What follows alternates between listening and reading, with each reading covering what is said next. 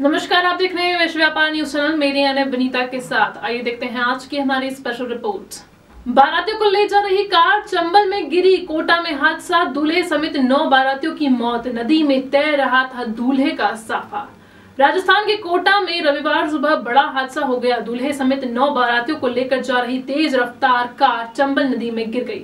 हादसे में सभी की मौत हो गई। घटना नयापुरा के पास छोटी पुलिया पर हुई। सूचना मिलते ही पुलिस और निगम के गोताखोरों की टीम मौके पर पहुंची। रेस्क्यू अभियान चलाया गया। नदी में डूबे सभी लोगों के शव बाहर निकाल लिए गए हैं।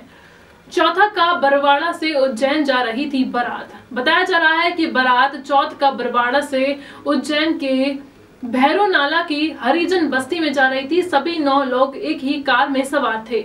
निगम गोताखोर विष्णु श्रृंगी ने बताया कि हादसा रविवार सुबह 5:30 बजे हुआ था।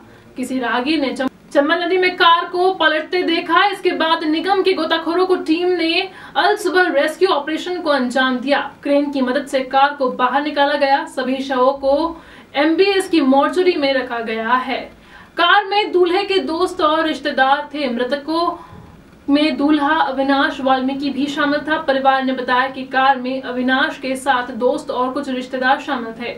इसके साथ ही बारातियों की एक बस भी जा रही थी जो आगे निकल गई थी। इस बस में 70 लोग सवार थे। ये लोग बरवाड़ा से 2 बजे रवाना हुए थे।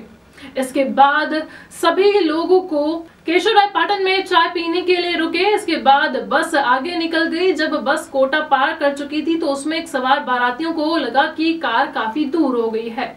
फिर समाज के लोगों ने फोन कर सूचना दी कि कार चंबल में गिर गई है। उधर मृतकों के परिजन पोस्टमार्टम हाउस पहुंच चुके थे। हादसे पर मंत्री शांति धारीवाल ने दुख जताया है। साथ ही लोकसभा अध्यक्ष ओम बिरला ने भी घटना को दुखद बताया है।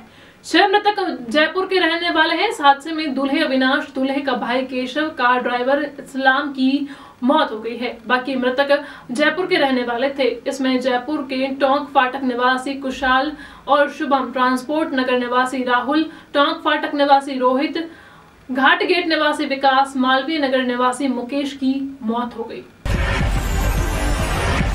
जन्म होते ही जमीन में गाड़ दिया, सांप का जूठा दूध पीकर बड़ी हुई कालबेरिया डांसर पद्मश्री गुलाबो। राजस्थान के सपेरों का एक काबीला जहां से एक से ज्यादा लड़की होने पर उसे जमीन में दफना दिया जाता था। जहां लड़की पैदा होना किसी अभिशाप से कम नहीं था। आज उसी कबीले की लड़कियां डांसर, सिंगर, एक्टर बन गई हैं। अपने कबीले का परचम देश विदेश में लहरा रही। यह सब संभव हो पाया कबीलियों डांसर की ख्याति दिलवाने वाली गुलाबो सपेरा की वजह से।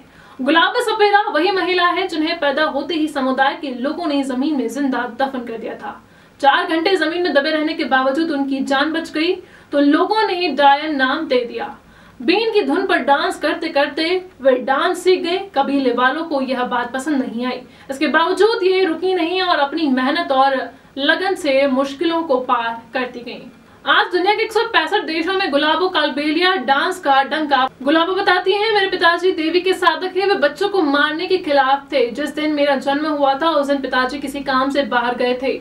माँ बिस्तर पर पड़ी थी। काबीले वालों ने मौके का फायदा उठाया, मुझे चुपके से मिट्टी में दफन करके चले गए।